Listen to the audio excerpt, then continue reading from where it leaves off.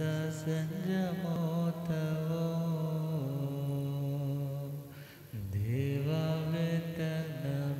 देवावेतनमस्ते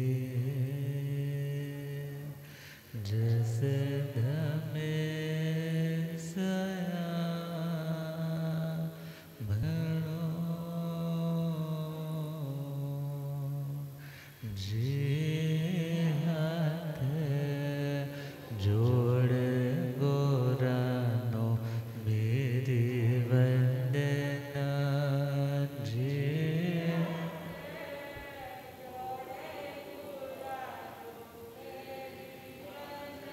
एक बार वंदना हजार बार वंदना एक बार वंदना लाख बार वंदना करोड़ बार वंदना लाख बार वंदना जे हाथ जोड़ गोरानो मेरी वंदना जे जोड़ गोरानो डगमग डोले नैया मेरी डगमग डोले नैया मुझको सतगुरु तेरे मुझको होठ है सत जे सागर पार लंघना जे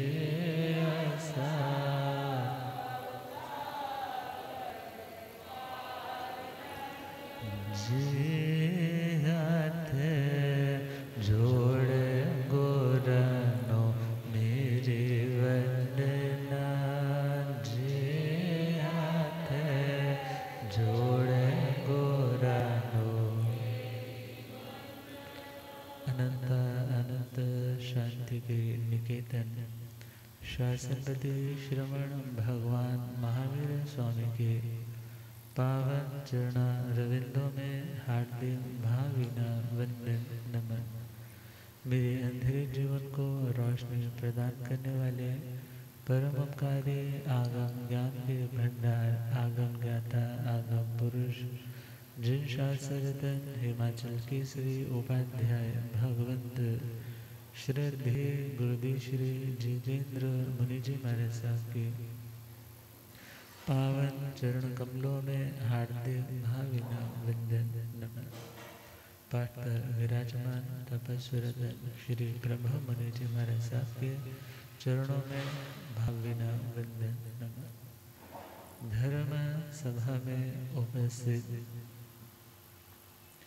धर्मानुरागियों सुशीलवती माता एवं बहनों, असीम पुण्योदय से भाग्योदय से आप सबको संतों का समागम और वीतरागवाणी श्रवण करने का सुअवसर प्राप्त हो रहा है। हम अपने चल रहे विषय पर पहुँचे उससे पूर्व आज का पावन मंगलमय दिवस आत्मकुल कमल दिवाकर भोले बाबा सेवा शिरोमणि श्री रतन मुनि जी महाराज साहब की पावन दीक्षा जयंती के उपलक्ष्य में आज उनकी स्मृति को भी हमने रिकॉल करना है। उनके उपकारों को, उनके जीवन के आदर्शों को कुछ समय के लिए हमें रिमाइंड करना है, क्योंकि बुजुर्गों की जिंदगी बहुत से अनुभवों से युक्त होती है। और उन्होंने अपने बड़ों के चरणों में रह कर के जो पाया होता है और किस तरह से उसे पचाया होता है, वो उनकी जिंदगी के रहन सहन के तौर तरीकों से जब कुछ सुनते हैं तो समझ आने लग जाता है। भोले बाबा श्री रतन मुनि जी महाराज, पूज्य आचार्य भगवंत जैन धर्म दिवाकर श्री आत्मा राम जी महाराज, उनके लघु शिष्य और इनका पावन जन्म हिमाचल हमीरपुर जिला और लग मनवी नाम का गांव, जहां पर इनका जन्म हुआ। और श्रद्धेय भोले बाबा श्री रतन मुनि जी महाराज जन्म की जो तिथि मिलती है वो 15 अगस्त 1917 की मिलती है। और पिता श्रीमान और माता जो धर्मनिष्ठ है, धर्म के संस्कारों से ओत-प्रोत है। पुराने ज़माने में नाम भी कुछ अलग से होते थे, आज की तरह फैंसी नेम्स नहीं होते थे। आज की तरह कोई बहुत ज़्यादा सुनने में भी अच्छा लगे ऐसे नाम तो कम ज़्यादा चलते थे। तो पिता का नाम था श्री रूबालू राम। हो सकता है उनका रोब बहुत होता होगा, अपनी फैमिली में रोब के कारण नाम रख दिया होगा रूबालू राम।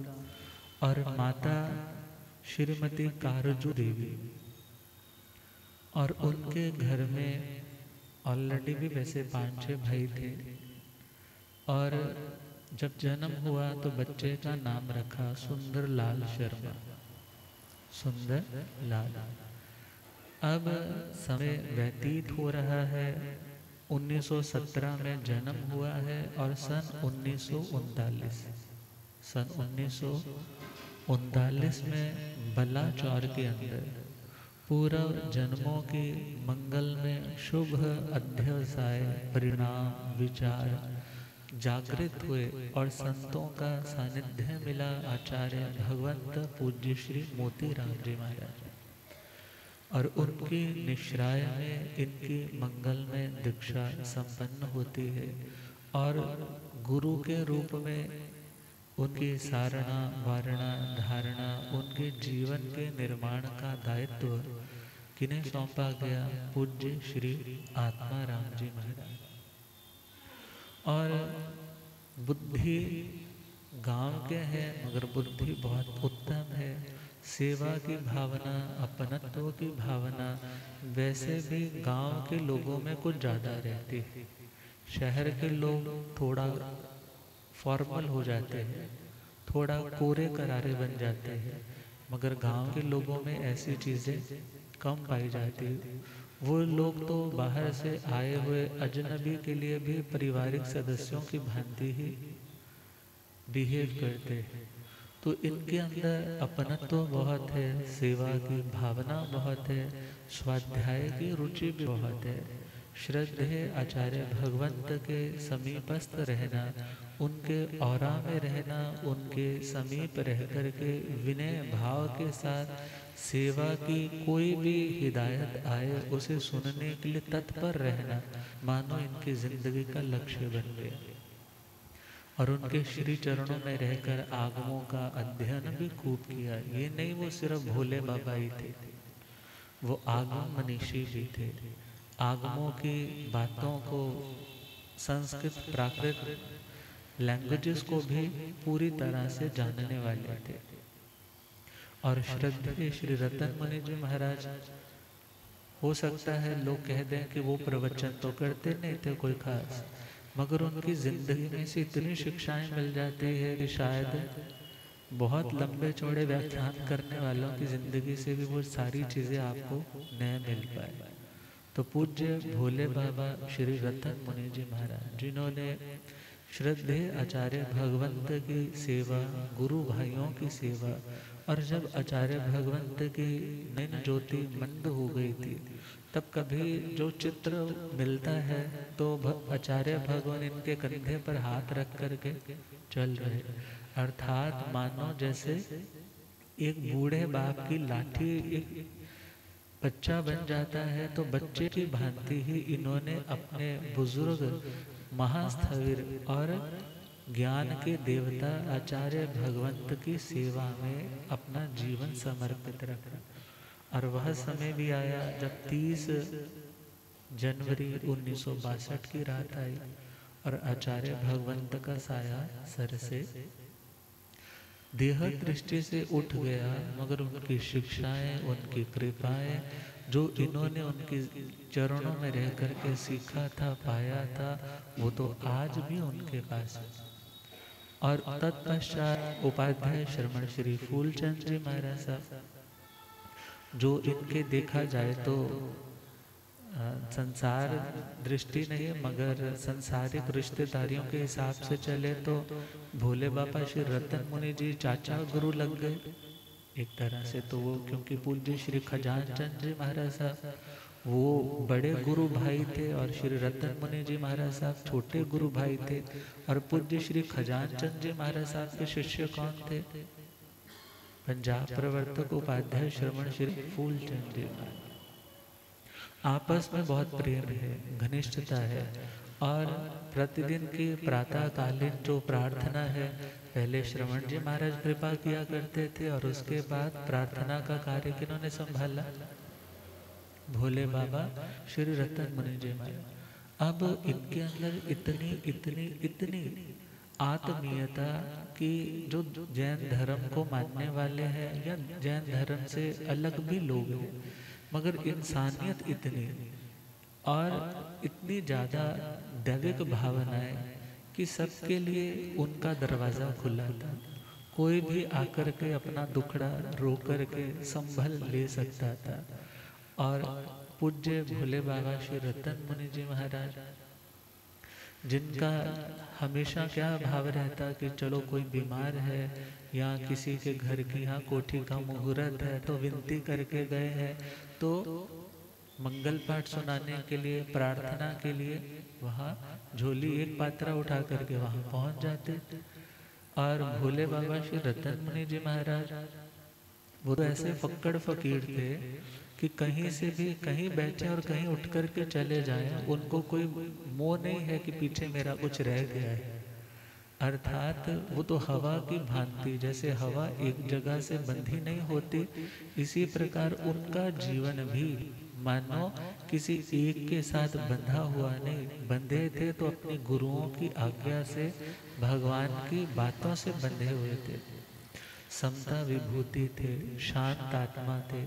कभी हाँ बोलने में कभी ऐसा तेज भी बोल देते थे, मगर वो बोलने में भी क्या रहता है, जैसे एक बाप पहले तो मना कर देता है, फिर बाद में कोई आकर के कह देता कि मेरे घर पाठ सुनाने चलो, तो हो सकता है कई बार कह देते कि अभी नहीं, मगर वो व्यक्ति घर तक पहुंचता तो उससे पहले वहां पर पहुंचे होते। और लास्ट स्टेज जब आने लगी है, लगभग 94 इयर्स के हो गए थे।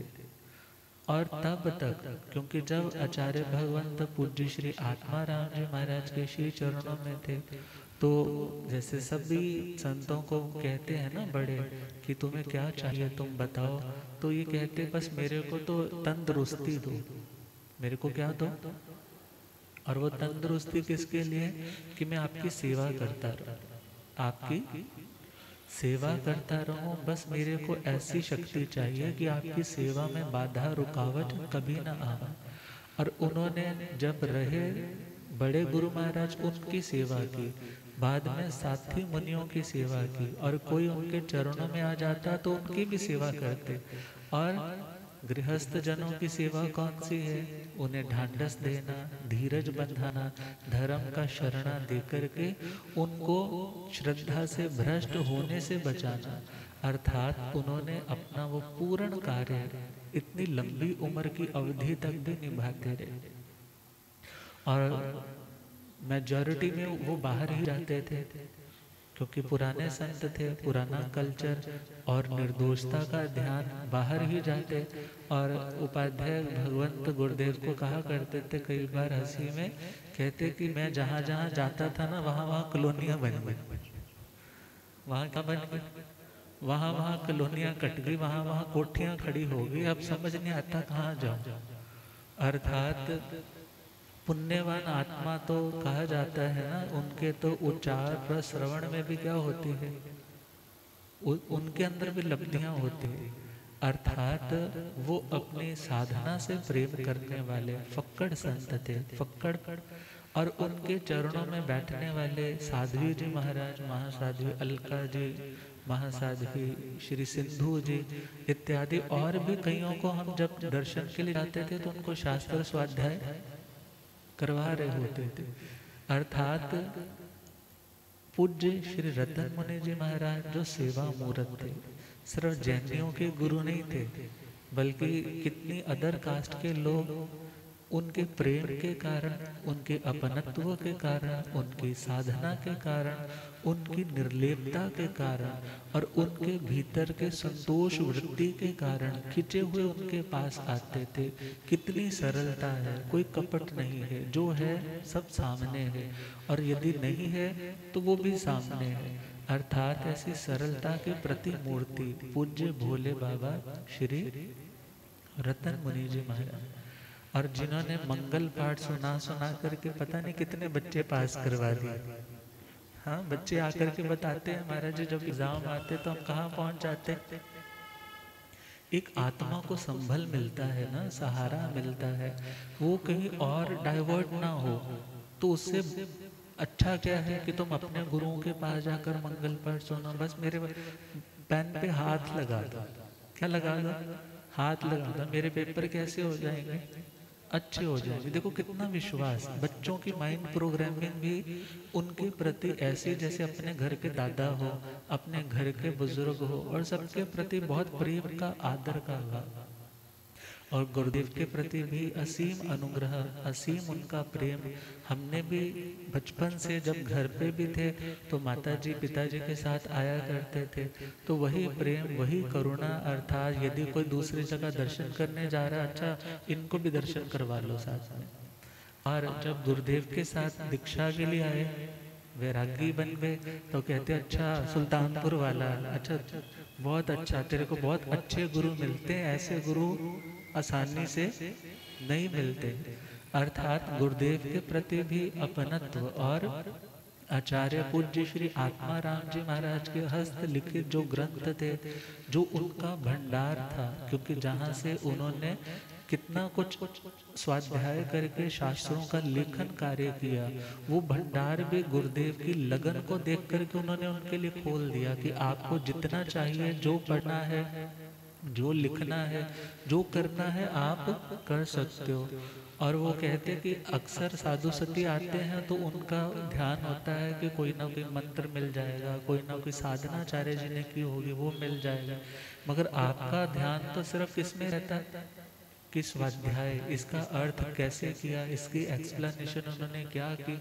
और गुरुदेव फरमाया करते हैं, शिवपुरी में थे तो सिटी में लगभग भरी दोपहर में प्रतिदिन वहाँ से शास्त्र पढ़ने के लिए वहाँ पर आते थे। पहले उन्होंने अलाउ नहीं किया कि ये शास्त्र बाहर नहीं भेजते हैं, तो गुरुदेव रोज वहाँ गर्मी में आते, 2 घंटे अपना स्वाध्याय किया है तो फिर वापस लौट कर जाते। जब कई दिन ऐसा देखा ना तो फिर कहने लगे आपको शास्त्र चाहिए और आप ले जाइए। वैसे हस्त लिखित ये चीजें बाहर रेयर होती हैं, बाहर नहीं देते, मगर आपकी लगन को देख करके लगता है कि आप बहुत ऊंची स्थिति तक पहुंचने वाले साधक हो। और सरलता, विनम्रता, प्रेम, करुणा, दयालुता उनकी जिंदगी का एक तरह से पहचान पत्र बन गया था। अर्थात भोले बाबा श्री रतन मुनि जी महाराज अब जब अंतिम घड़ियां आई हैं, उससे पूर्व भी जब संदेश मिला कि बड़े महाराज साहब बहुत अस्वस्थ से है और संतों को तो याद हमेशा ही करते हैं, तो गुरुदेव ने पहले उधर आचार्य श्री मोतीराम जी महाराज की समाधि के ऊपर विराजमान थे। और हमने वहां भी देखा कि आगे रस्सी बांधी हुई है, लोगों की भीड़ कतारें की कतारें खड़ी है, और बार बार उठ करके उनको क्या सुना रहे हैं? मंगल पाठ सुना रहे हैं। और मीन्स लास्ट टाइम तक भी उनके अंदर क्या भाव था कि मेरे द्वार पर कोई आया है और उसको ये भाव है कि मैं इनके पास से मंगल पाठ सुन करके जाऊं, तो उसको ये नहीं है कि मैं बोल लूंगा मैं थकूंगा। बाकी सब कहते हैं मत बोलिए, आप आराम कर लीजिए, मगर वो कहती इतने लोग आए हुए हैं, मंगल पाठ तो सुन करके जाएंगे ना।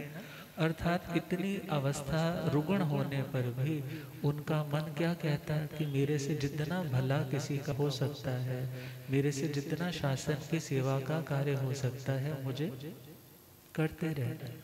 और आचार्य पूज्य श्री आत्मा राम जी का कहे, उस आत्म कुल के देखा जाए तो वो ऐसे अमूल्य रतन थे कि जिस अमूल्य रतन ने इस लुधियाना को संभाले रखा। लुधियाना के घर घर में शायद ही कोई घर होगा जहाँ चरण नहीं डले होंगे। अर्थात कोई बुला लेता, गुजर भी रहे हैं तो भी चरण डाल देते, ये बीमार रहता है, ये बुजुर्ग है, ये आ नहीं सका। अर्थात परोपकार में अपनी साधना तो वो करते थे जो करनी है उन्हें, और उनकी सादगी इतनी। एक प्रसंग पढ़ रहा था कि एक बार किसी साध्वी जी महाराज का कोई फंक्शन था, कि तपस्या का या कोई और फंक्शन था, तो वहां पर जाना था। चश्मा लेने गए हैं संत ऊपर से और उनके हाथ से गिर गए, चश्मा गिर गया और शीशे क्या हो गए? शीशे टूट गए, दोनों ही ग्लास निकल गए। और आकर के उनको पकड़ाया और बताया कि भगवान क्या हो गया? शीशा टूट गया। कहने लगे अच्छा कोई बात नहीं। और फिर अंदर गए और दोबारा से चल पड़े और चश्मा लगा करके वहाँ बैठे रहे, और पूरा फंक्शन कंप्लीट हो गया। वापस आए, संत कहने लगे ये तो बहुत अच्छा हुआ, आप 2 चश्मे बना करके रखे हुए। कितने चश्मे? 2 चश्मे। कहने लगे ये वही वाला है। कौन से वाला? जिसके अंदर शीशा शीशा नहीं है। कहने लगे फिर आपको दिख रहा था? हाँ, आपको दिख रहा था। कहने लगे भीतर के हमारे ज्ञान के नेत्र खुले होने चाहिए, ये शीशे चाहे टूट जाए, अंदर का शीशा, अंदर का लेंस वो टूटना नहीं चाहिए। अर्थात सादगी, सरलता, ये नहीं है कि टूट गया कि झगड़ा करने लग जाए, तेरे से क्यों टूट गया, मेरे पास तो एक ही चश्मा। अर्थात निष्प्रही साधक थे और अपरिग्रही साधक थे, और उनकी आत्मा वास्तव में उत्तम गुणों से युक्त थी। और ऐसे पूज्य भोले बाबा श्री रतन मुनि जी महाराज, जिनकी स्मृतियाँ आज भी जीवंत है, आज भी लोगों के लिए वो श्रद्धा का केंद्र है, क्योंकि उनका जीवन संयम में जीवन ही 72 इयर्स का रहा। और उन 72 इयर्स में देखे तो 72 इयर्स तक उन्होंने ब्रह्मचर्य की आराधना की, 72 इयर्स तक 5 महाव्रत की आराधना की, 10 यति धर्म की आराधना की, 6ठे रात्रि भोजन का आजीवन पच्चखान रखा। अर्थात उन्होंने कितना कमाया और कितने लोगों के दीन दुखियों के आंसुओं को पहुंचने का काम किया, धर्म का मार्ग दे करके, धर्म का शरणा दे करके। तो ऐसे पूज्य भोले बाबा श्री रतन मुनि जी महाराज के लिए भोले बाबा रतन मुनीश्वर जग में संत निराले थे। भोले बाबा रतन मुनीश्वर जग में संत निराले, सेवा मूरत करुणा सिंधु भक्तों के रखवाले थे। सेवा मूरत करुणा सिंधु भक्तों के रुबालो राम पिता के वंशज कारज देवी मात के अंशज। रुबालो राम पिता के वंशज कारज देवी मात के अंश वंशज लग मन वे ग्राम में जन में भजते ढोल नगाड़े थे। भोले बाबा रतन मुनीश्वर जग में संत निराले। हो आत्म गुरुवर शरण सुहाए कर ले सच्ची नेक कमाए। आत्म गुरुवर शरण सुहाए कर ले सच्ची नेक। दीक्षा बला चौर में पाए पीते समता प्याले थे। दीक्षा बला चौर में पाए पीते। भोले बाबा रतन मुनीश्वर जग में संत निराले। हो मंगल पाठ में शक्ति भारे तुम थे जन जन के उपकार। मंगल पाठ में शक्ति भारे तुम थे जन जन के उपकार। थी प्रभास छवि तेरे प्यारे दीर्घ संयम वाले थे। भोले बाबा रतन मुनीश्वर जग में संत निराले थे। भोले बाबा रतन मुनीश्वर जग में संत निराले। सेवा मूरत करुणा सिंधु भक्तों के रखवाले थे। सेवा मूरत करुणा सिंधु भक्तों के रख। तो ऐसे भोले बाबा श्री रतन मुनि जी महाराज साहब जिन्होंने ज्ञान दर्शन चारित्र इन रतन त्रय की आराधना करके अपने जीवन को वास्तविक अर्थों में रतन का रूप दिया। अनमोल जिंदगी को उन्होंने बनाया और लोक कल्याण के जन हितकारी कार्य उनकी प्रेरणा में भी वो सामाजिक रूप में भी आगे रहे। हमें बता रहे थे चेयरमैन साहब कि कहने लगे कि भोले बाबा जी कहने लगे बड़े आचार्य भगवंत की आंखें चली गई थी, तो कुछ ऐसा काम करो कि जिससे जिनकी आंखें नहीं है, जिनको आंखों की प्रॉब्लम हो जाती है, तो आप लोग तो पैसा खर्चा करते रहते हो, तो कुछ उत्तम कार्य करो ना जिससे किसी को लाभ हो सके। तो फरमा रहे थे कि उन्हीं की प्रेरणा से ये नीचे वाला हॉस्पिटल स्टार्ट हुआ। 2200 सिटी वाला और 2200 कहते हर साल ऑपरेशन होते हैं। अब लौकिक दृष्टि से सहयोग की दृष्टि से देखें तो क्योंकि संत मोटिवेट करने वाले होते हैं, एनर्जी तो लोगों के पास बहुत होती, किसी के पास इकोनॉमिकल एनर्जी है, किसी के पास ब्रेन की एनर्जी है, किसी के पास स्पीकिंग की पावर है, मगर उस एनर्जी का उपयोग कैसे सदुपयोग में बदल सके ये ज्ञानवान आत्मा ही बता सकती। और संयम समाय तपस्या साधना की प्रेरणा देने वाले ऐसे भोले बाबा श्री रतन मुनि जी की स्मृतियाँ आज भी पावन है, आज भी उनका मंगलमय जीवन सभी के लिए प्रेरणा स्वरूप है कि अनकंडीशनली यदि किसी का करके खुश रहना सीखना है तो उनसे सीखो, और यदि दुखी रहना है तो कंडीशन लगा करके करो किसी का, ये मेरा करेगा नहीं करेगा, फिर रोगे, पश्चाताप करोगे, आरत ध्यान करोगे। मगर उनका जीवन ऐसा था कि उन्होंने अनकंडीशनली सभी का किया ही किया और किसी से कोई डिमांड निष्प्रिय साधन थे। तो खैर हम अपने विषय पर लौटे। श्रवण कर रहे हैं स्वाध्याय के 5 अंग, धर्म कथा 5वां अंग। धर्म कथा, धर्म की बातें, उनका कथन करना। जिसे धर्म की समझ होगी वही धर्म को बताएगा, और जिसे धर्म का ज्ञान नहीं है, जिसने वाचना, पृच्छना, परिवर्तना, अनुप्रेक्षा के माध्यम से अपने ज्ञान को शुद्ध नहीं किया है, क्योंकि ज्ञान तो आत्मा का स्वरूप है, आत्मा का धर्म है, मगर उसके ऊपर जो आए हुए लेयर्स है उनको दूर करने के लिए ज्ञान का अभ्यास करना होता है। तो जो आत्मा धर्म कथा करता है, अर्थात जिसने स्वाध्याय किया, उसके स्वाध्याय की पूर्णता कब होगी? जब अपने ज्ञान को क्या करेगा? दूसरों में भी बांटेगा।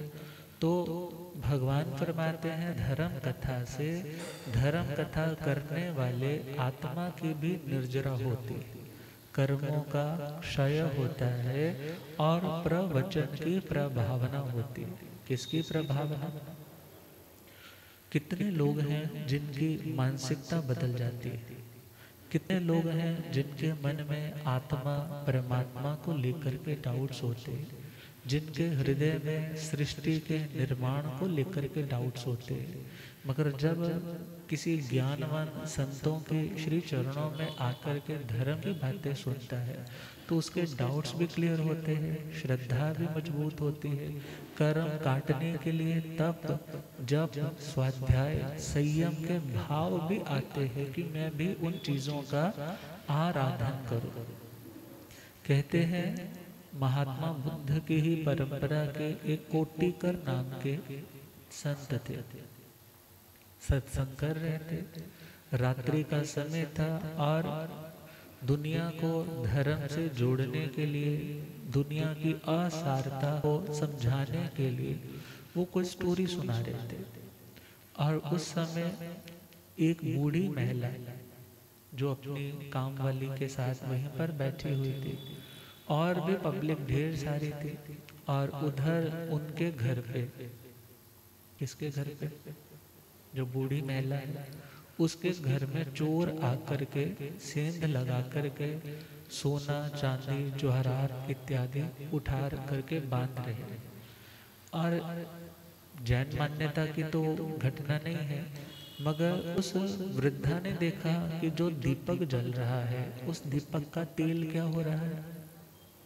कम हो रहा है। उसका ध्यान गया कि अंधेरा हो जाएगा तो प्रॉब्लम होगी, तो सब लोगों की हिफाजत के लिए उसने क्या कहा अपने काम वाली से कि तुम घर जाओ और घर जाकर के तेल लेकर के आ जाओ, घर जाकर के तेल लेकर के आ जाओ। और इधर प्रसंग चल रहा है कि जो अपना है वो हमेशा अपने पास रहता है, और जो अपना नहीं है वो कभी भी हमारे से अलग हो सकता है, और जो मिलता है वो हमारे पराक्रम से मिलता है, मगर यदि जाता है तो वो हमारे पाप के कारण जाता है। कुछ ऐसा टॉपिक चल रहा था।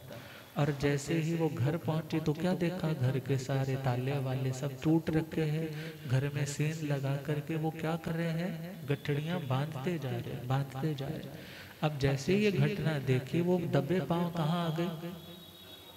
दबे पांव उसे सत्संग में पहुंची बूढ़ी अम्मा के पास, और उधर से जो चोरों का सरदार था वो भी उसके पीछे पीछे हो लिया, क्योंकि उसे लगा कि कहीं थाने इत्यादि में तो नहीं कहीं जा रहे, कहीं राजा के पास तो नहीं सूचना देने जा। मगर वो तो सत्संग में जाकर के उसके कान में बोली कि घर में चोर आ गए हैं और उन्होंने पोटलियां बांध ली है। वो कहने लगी तो चुप करके बैठ जा। क्या कहा? तू चुपचाप बैठ जा, जो अपना है वो अपने पास ही है, जो अपना है वो अपने पास ही है, और जो बेगाना है वो तो कभी भी जा सकता है, तो कोई बात नहीं, बैठ जा, जो अपने भाग का होगा ना वो वहीं होगा। अब ये बात किसने सुनी?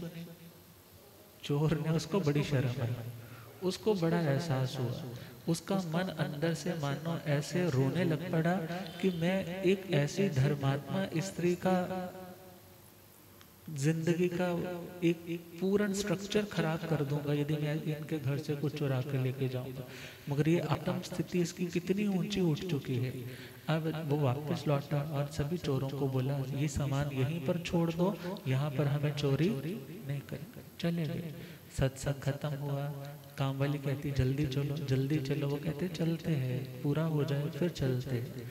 और जैसे घर लौटे तो क्या देखा, ताले खुले हैं, सामान गठड़ियाँ बंदी हैं मगर वहीं पड़ी है। अर्थात यदि कुछ असर किसी पर हुआ तो किससे हुआ, किससे हुआ? वो धर्म कथा सुन रही थी, उसके भावों में परिवर्तन आया। अब उसके भाव यदि इतने उत्कृष्ट बने तो उसके भाव, चोर के भाव भी क्या हो गए, बदल गए। अर्थात कहा जाता है श्रद्धावान लभते ज्ञान तत्पर संयतीन्द्रिय ज्ञानम लब्ध्वा पराम शांति आचिरेण अधिगच्छति। ये गीता का वाक्य श्लोक है, चौथे अध्याय का। कहा है जो श्रद्धावान होता है, जिसे प्रभु के शब्दों से, उनकी बातों से प्रेम होता है, उसको ज्ञान की प्राप्ति होती है। किसकी प्राप्ति? आपको सत्संग से प्रेम है, आप आ रहे हो, आते हो तो आपको क्या मिलता है, नॉलेज मिलती है, ज्ञान मिलता है। और ज्ञान से क्या मिलता है? कहा जो व्यक्ति उस ज्ञान के अकॉर्डिंगली तत्पर संयत इंद्रिय, अपनी इंद्रियों को संयमित करने के लिए अभ्यास करता है। क्योंकि ज्ञान ये नहीं कहता तुम असंयमी बन जाओ, ज्ञान कहता है कि तुम्हें यदि शांति पानी है तो तुम्हें सेल्फ कंट्रोल करना सीखना होगा। क्योंकि असंयम व्यक्ति की इच्छाओं को असीमता तक पहुंचाने वाला, और संयम आत्मा की शांति को असीमता की ओर लेकर जाने वाला है। अब जैसे ही ये बात किसी को समझ आती है कि संयम आत्मा का कल्याण करता है, तो वो आत्मा क्या करने लग जाती है, खुद को कंट्रोल में करने लग जाती है। और ज्ञानम लब्ध्वा पराम शांति, फिर वो ज्ञान को प्राप्त करके वो आत्मा आचिरेण कुछ ही समय में शांति को प्राप्त हो जाए। गुरुदेव पधारे। हो रब मेरा सतगुरु बन के आया,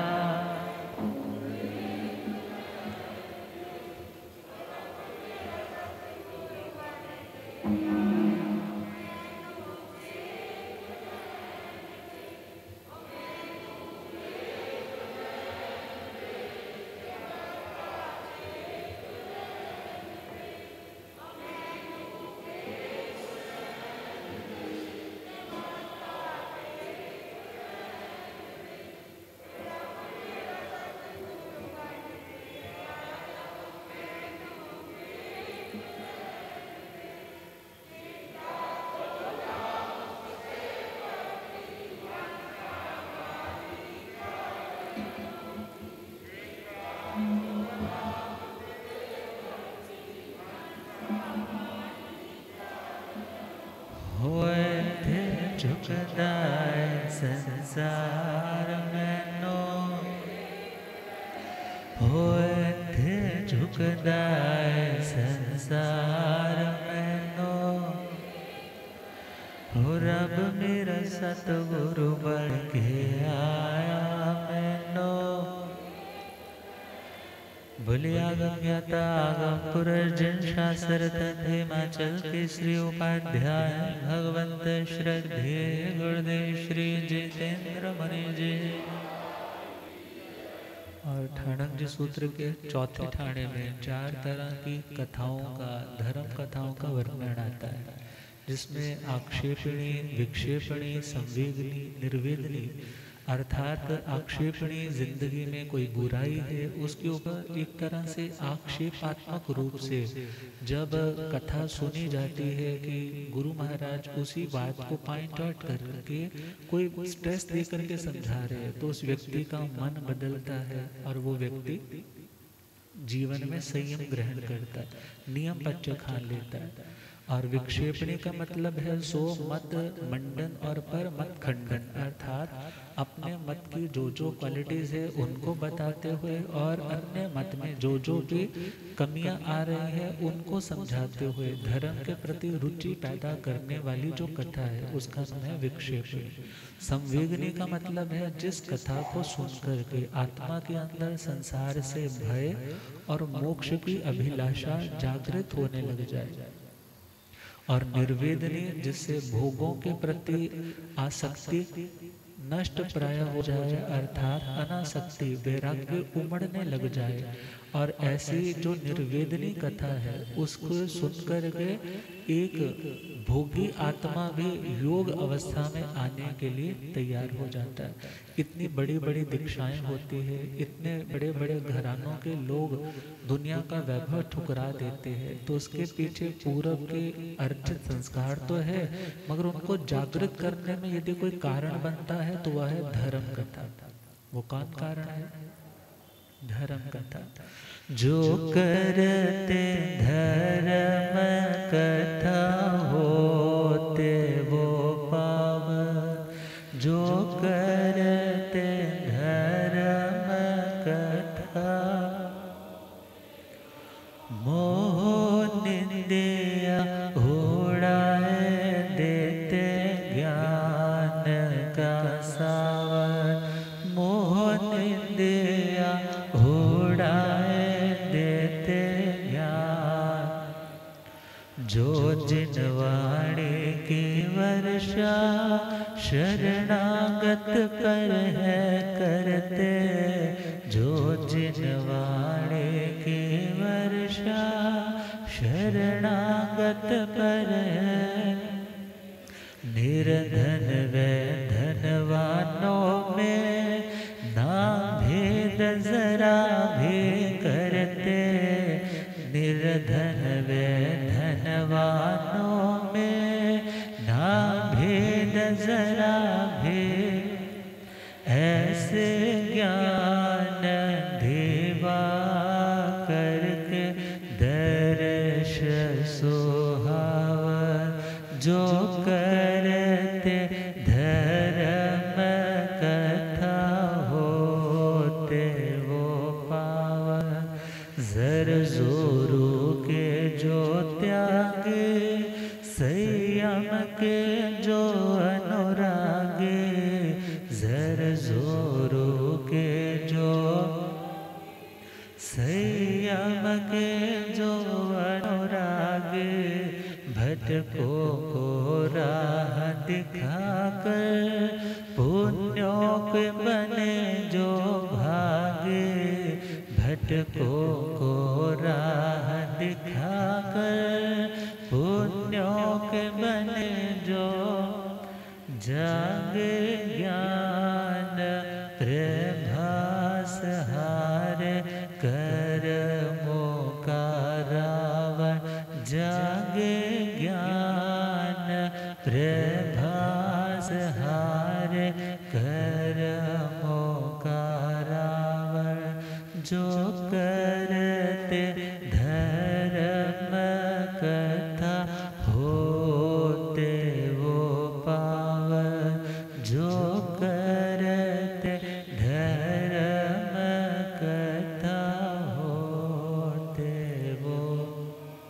तो आज का हमारा टॉपिक खत्म हो रहा है। कल श्रुत आराधना पर प्रसंग आएगा। आप श्रद्धेय गुरुदेव भोले बाबा आत्मा कुलकमल दिवाकर श्री रतन मुनि जी महाराज साहब के पावन संयमय जीवन की अनुमोदना, जो उन्होंने जन कल्याण और आत्म कल्याण की राह पर अपनी कदमों को बढ़ाया, उसको स्मरण करते हुए हमें दिशा निर्देश दें। इन्हीं भावनाओं के साथ वो